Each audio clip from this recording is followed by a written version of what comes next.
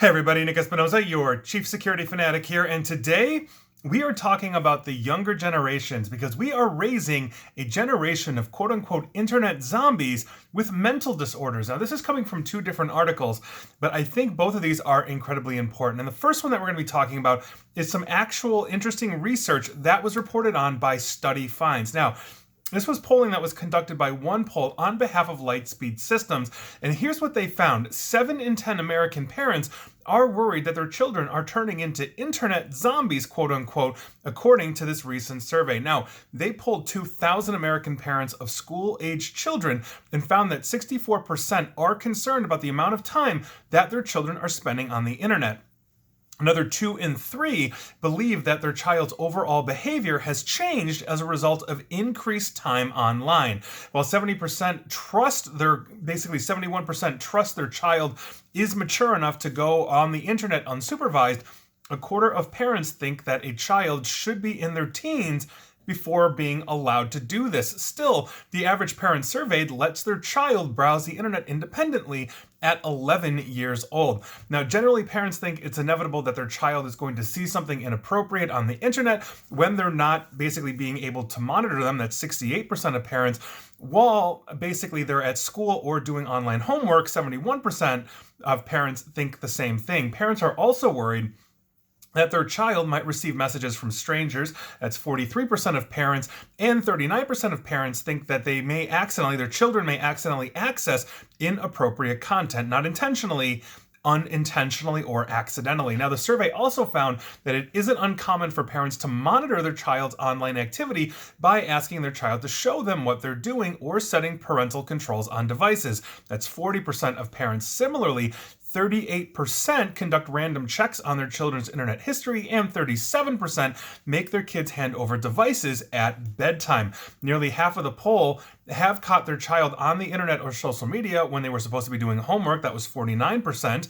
And even more believe that their child tells them they're doing homework or research for school as an excuse to go on the internet. That's 63% of parents. Now, of those children that have a school-issued device, more parents feel like they have less awareness about the websites their child visits on those devices versus personal ones. That's 66% versus 75%. Consequently, nearly all of these parents would opt for their child's school to use monitoring software on these devices to detect interactions with concerning or inappropriate content online. That would be 90% of parents wanting that. 3 in 4 parents whose child has a school-issued device say that they've already experienced a situation where the school has flagged them basically for inappropriate or dangerous behavior when monitoring their child's device. On top of this, we also have a problem with primarily teen girls developing psychological conditions thanks to TikTok. So we're spending too much time online. According to a lot of parents of school-age children, basically we don't have the awareness that we want to have, according to most of them.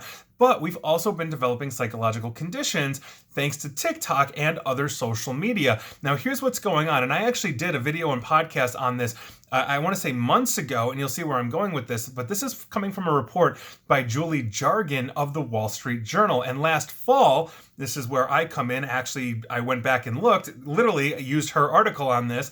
Miss Jargon reported on a phenomenon that doctors around the globe were just beginning to understand. Teen girls were showing up in hospitals and clinics with sudden motor and verbal tics seemingly related to videos that they watched on TikTok. This is an update to that. Now, doctors say they are continuing to see an outsized number of girls suffering from tics, and some are also developing new disorders.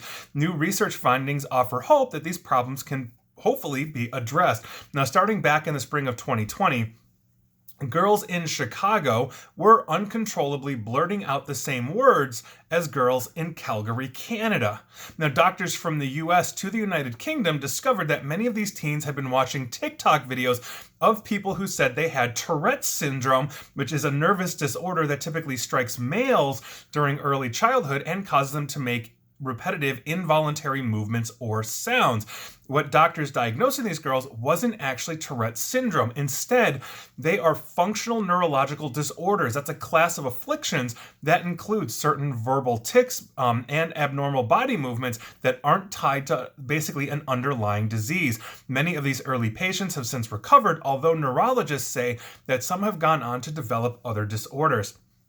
Now, and new adolescent female patients with tics continue to file into many doctors' offices, according to Miss Jargon's reporting. Views of TikTok videos containing the hashtag Tourette's have risen almost by 1 billion since last fall, her first reporting, to 5.6 billion, meaning more and more people are watching these to essentially the order of 1 billion more views than just months ago. New research also supports doctors' earlier theories that girls who developed these tics during the pandemic had pre-existing mental health issues, making them more susceptible to these kinds of disorders. A paper published earlier this month in Australia's Journal of Pediatrics and Child Health found that underlying undiagnosed or untreated psychiatric disorders, self-harm, and school absenteeism are common in adolescents with these functional tics, meaning they're watching these, they are basically mimicking this, they are starting to internalize that fake Tourette's. Now they think they have Tourette's when they actually have, obviously, an other neurological issue. On top of this, the University of Sydney, their researchers wrote that this tic-like behavior likely comes from, quote, a mix of cumulative stress in addition to social media influence, meaning we're all in lockdown in the pandemic, we're all spending more time online. Obviously, the survey that I talked about originally has those problems, but what we are watching is directly affecting us. And according to Donald Gilbert, he's a neurologist at the Cincinnati Children's Hospital Medical Center, said that 1 child out of 8 who came to their hospital's movement disorders clinic last year had functional tics. That is up from fewer than 1 in 50 in 2019. That is a massive, massive jump. Most of his patients were girls, and less than half have fully recovered from that treatment, which in some cases includes cognitive behavioral therapy and staying off TikTok. Good advice for the entire planet. Now, some patients whose tics improved or disappeared have also developed eating disorders, tremors, and non-epileptic seizures. And I quote Dr. Gilbert, "What's driving the symptoms in the first place probably hasn't been resolved, so they get an intervention that helps the tics, but the underlying condition manifests itself in something else later." Now, last year, several pediatric organizations in the United States declared a national emergency in children's mental health due largely to the stressors of the pandemic. We're all in lockdown. It's so important for children to socialize, and there's an entire debate about the mental health, of wearing masks, not wearing masks, all that. I'm not adjudicating that. We all have our own opinions. I am talking specifically about this problem because the public health crisis has taken a particularly hard toll on adolescent girls, according to a recent study by the CDC, the Centers of Disease Control and Prevention. Now, weekly emergency room visits among 12 to 17-year-old girls for various mental health conditions rose in 2020, 2021, and January of 2022 compared to the same weeks in 2019, with visits related to tics and eating disorders increasing during those time periods. The proportion of visits among adolescent females with eating disorders also doubled during the pandemic, while those girls displaying tic disorders tripled. Now, just as doctors have pointed to TikTok videos about tics being a factor in this phenomenon, doctors have also said TikTok videos about severe dieting have been a factor in girls' eating disorders. In other words, they're watching things on TikTok that they are emulating or internalizing or thinking is the right thing, and now we have this massive problem with essentially teen or adolescent girls and mental disorders, these cognitive behavioral issues. That is a huge problem, but boys of this age are not off the hook as well, even though it's not hitting them as harder, because boys appear to have fared better, according to the CDC report, and the number of weekly visits for mental health conditions overall decreased among adolescent boys during the pandemic, including the number of visits related to these tics. Now, there have been basically a small rise in emergency room visits among adolescent boys with eating disorders, but not nearly as significantly as girls, which I think traditionally has bared out over the last 20, 30 years or so, as I've read about this. Now, some doctors theorize that boys may have found a good outlet from the social isolation of the pandemic due to multiplayer online video games, and that they've spent less time than girls on social media, which has been shown to magnify feelings of loneliness and depression. And that is a huge, huge thing. You can go read Jonathan Haidt's book, The Coddling of the American Mind, to essentially get a much better understanding of that. And all my research basically shows, as I'm reading these kinds of books, these studies, all of this, to talk to you about these things, that since around 2011, we have seen a massive spike in depression and suicidal tendencies in teen girls and also in teen boys, but not nearly as bad as teen girls. This is a huge problem. Now, part of this difference could also be, though, that certain mental health conditions in boys go unrecognized and that boys are less likely to seek help. And that, again, is traditionally true. But here we are. This is a huge problem. And I think we have this reckoning that we need to have with social media. TikTok tends to be the latest and greatest social media platform, meaning it's being adopted in droves by the younger generations. They don't want to be on mom and dad's social media, aka Facebook. And so TikTok has taken a huge chunk of the youth, but it's showing them these things. Now, TikTok is attempting to essentially filter this a little bit better, but we still have this massive problem. We are developing a legion of young adults with mental disorders because they are seeing it, they're emulating it, they're internalizing it, or they are compounding existing mental disorders that they had by showing them things like Tourette's.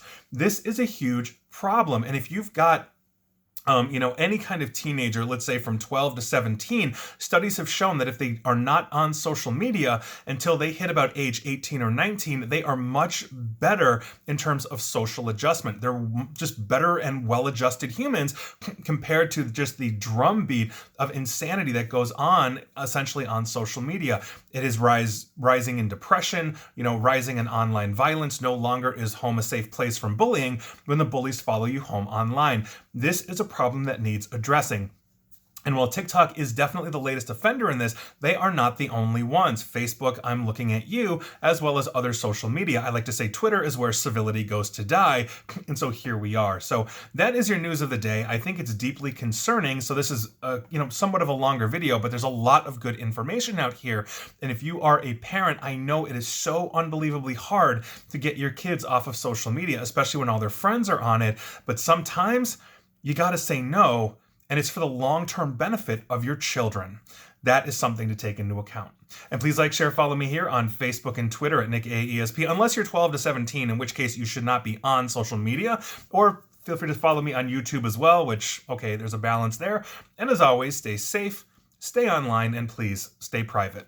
Thanks, everyone.